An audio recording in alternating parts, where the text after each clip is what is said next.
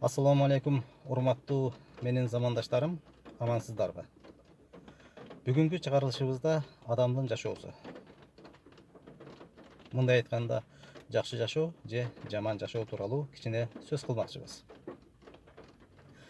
Жакшы жашоо десе эле биз элестетебиз акчасы көп, өтө бай жашаган адамдардын жашоосуна. Жаман жашоо десе аны да элестетебиз, акчасы жок, жакыр жашаган үй бүлөлөрдүн жашоосуна. Негизинде булар жакшы жана жаман жашоого кирбейт. Жакшы жана жаман жашоого кандай үй бүлөлөр кирет? Сырттан караганда же үй бүлөлөр, жубайлар дейли. Жубайлар өздөрүнүн жеке жашоосун сыртка алып чыкпагандар. Мына ушундай үй бүлөлөр жакшы жашоого кирет.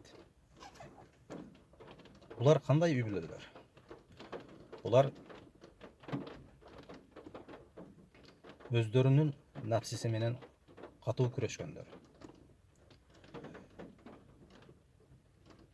Жубайлар бири-биринин кадырына жетип, сыйлап, урматтап, бири-биринин көңүлүн оорутпай, жакшы жашоо өткөргөн. Балдарына туура тарбия берип, туура жол көрсөтүп, адеп ахлактуу кылып өстүргөн, өздөрүнүн кандайдыр бир кемчиликтери болсо, же өздөрү бир мындай бир болот, ар бир үй бүлөдө чыр чатак чыгып турат, чыкпай койбойт. Өздөрүнүн кандайдыр бир кемчиликтери менен кичине чырдашып кетсе сыртка чыгарбаган, жада калса балдарына да көрсөтпөгөн ушундай үй бүлөлөр бар.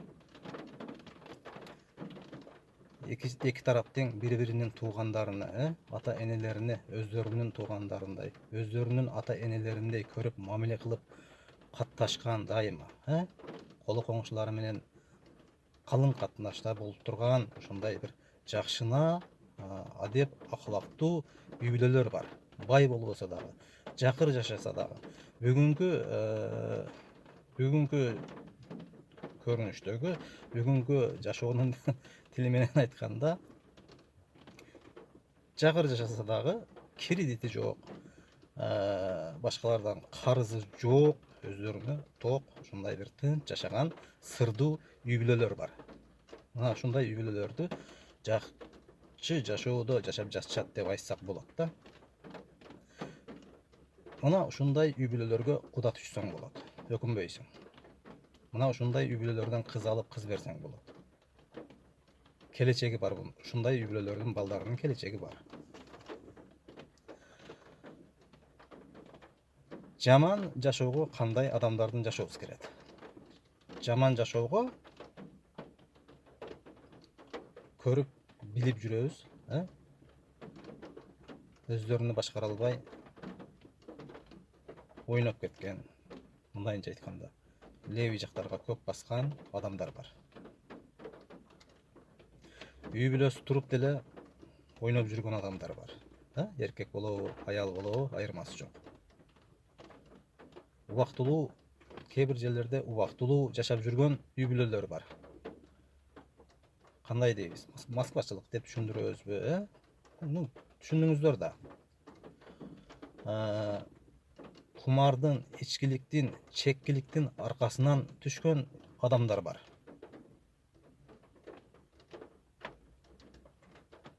Эркеги туруп, аялы кутуруп кеткен үй бүлөлөр бар. Эркегинин менсинбей духун түшүрүп, абийиrini кетирип, сөзүн укпай, өзүн билемдик кылып, каалаган жагына барып келип, каалагандай отуруп туруп басып жүргөн аялдар бар. Мына ушундай адамдардын жашоосуну жаман жашоо деп атасак болот.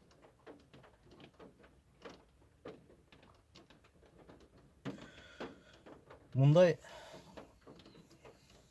тескери жолдорго басып жүргөн адамдардын жашоосу көпкө барбайт.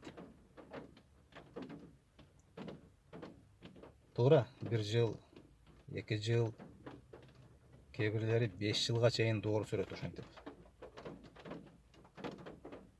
Teskeri jolda basıp жүрүшүп. Teskeri jol баарыбызга эле жеңил жол, жыргал жол болуп сезилет да. Бирок алыска барбайт. Ашып кетсе, нары берсе 10 жылда эмне болот? Барып бир жарга такалат, аркага кайтайынса аркасы тупик болот.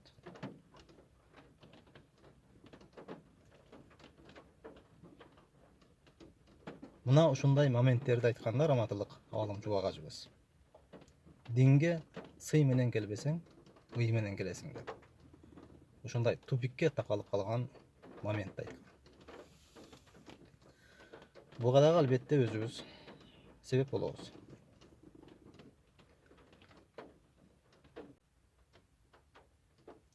Левый жолдо жүргөн адамдар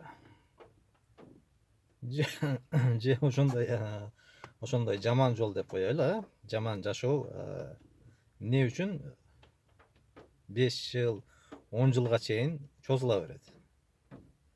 Ойлойбуз да ошол жаман болгондон кийин же арам болгондон кийин бат эле токтоп калбайбы? Башы барса 1 жылда же 5 айда деп ойлойбуз да. Жок, андай болбойт.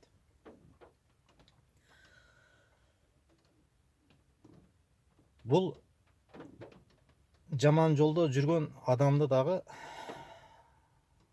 Аллах Таала күтөт экен да. Bir күн болбосо bir күн өзү кайтып калар деп аркага, менин көрсөткөн туура жолума түшөр деп. 5 жыл, 10 жыл, кээ бирге адамдарды 15 жылга чейин деле күтөт экен Аллах Таала. Бирок ошол 5 жыл, 10 жыл, 15 жылдын ичинде ошол жаман жолдо жүргөн адамга ар кандай себептер менен өзүнү эскертет экен Аллах Таала.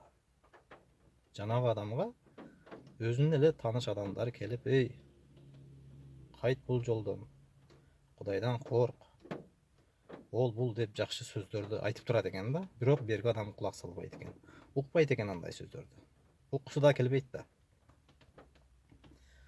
Ошентип эскертип 5 жыл, 10 жыл, 15 жылга чейин Аллах Таала күтөт экен дагы. Акыры адам өзү кайтпаса, анан ошондой бир жарга такап аркасын тупик кылып коет экен. Негизи мындай жаман жолдордо жүргөн адамдардын өздөрү аркага кайтканы жакшы. Эгер Аллах Тааланын мажбурлоосу менен жанагындай жарга такалып аркасы тупик болгон мезгилге чейин жеткен болсо, анда ал тупиктен кайра чыгып кетиши дагы ошол адамга ошончо жыл кыйынчылык менен өтөт. Туура ошондо Кудай Тааланы эскерип, толба кылып, намаз окуп баштайт, жакшы жолго кирип. Бирок өзүнүн мурдагы жакшы жолуна, жашоосуну жакшы жолго алып түшүрүп, мурдагы даражасын кайтарып алыш кыйын болот да. Сабыр кылса, барып кайра өзүнүн мурдагы даражасына түшөт. Кээ биргилер сабыр кылбайт дагы, кайра эле жаман жолго кирип алат. Ошентип жүрүп өздөрүн өздөрү жок кылат. Жашоодо дагы бир жат көрүнүш бар. Кандай жат көрүнүш? Кызганып жашоо деген бир жат көрүнүш бар.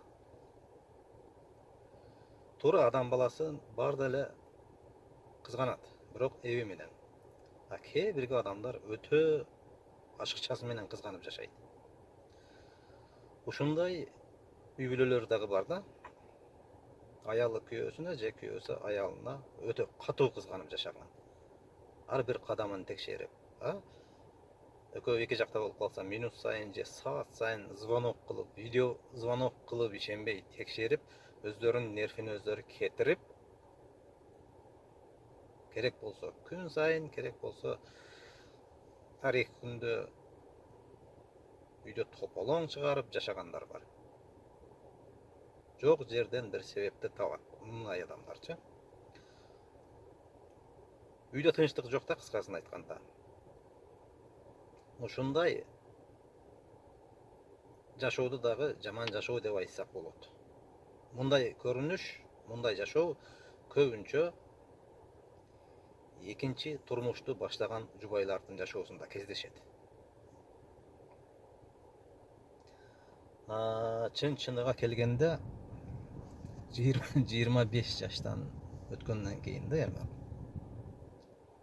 30 жаш, 40 жаштагы адамдар, эркекпи, аялбы, негизи жалгыз жүргөндөрдүн деле жашоосу ушундай жаман жашоого кошулуп кетет. Биз буга көңүл бура бербейбиз да. Эгер көңүл бурган болсок, жалгыз жүрбөсөк керек. Бүгүнкү күндө жаштарыбызды карап турсак, ушундай бир жашоо тандаган убак келгенде көпчүлүгү байларды карап, байларды тандап жатат да. Сен каяктан билесиң? Бүгүн бай болсо, эртең жакыр болуп калышын. Же бүгүн жакыр болсо, эртең бай болуп калышын. Билбейбиз да биз. Адам баласы бойдокчулук доордо башка жашоодо жүрөт дагы, бойдокчулук доору бүткөндөн кийин башка жашоого өтөт. Баскан жолу дагы, жашоосу дагы такыр алмашат. Ошол үчүн илгеркилер айтканда, жашооду тандаганыңда дейт. Жашоо бул эмне бул? Өзүңдүн жашооң, өзүңдүн келечегиң. Мындай айтканда, үй бүлөнү тандаганыңда деп жатат. Өзүңө үй бүлө тандаганыңда, өмүрлүк жар тандаганыңда. Ата энесини карап туруп, анан аракет кыл деп жатат да. Илгеркилердин сөзү бул. Илгеркилер эч качан туура эмес сөздү айткан эмес.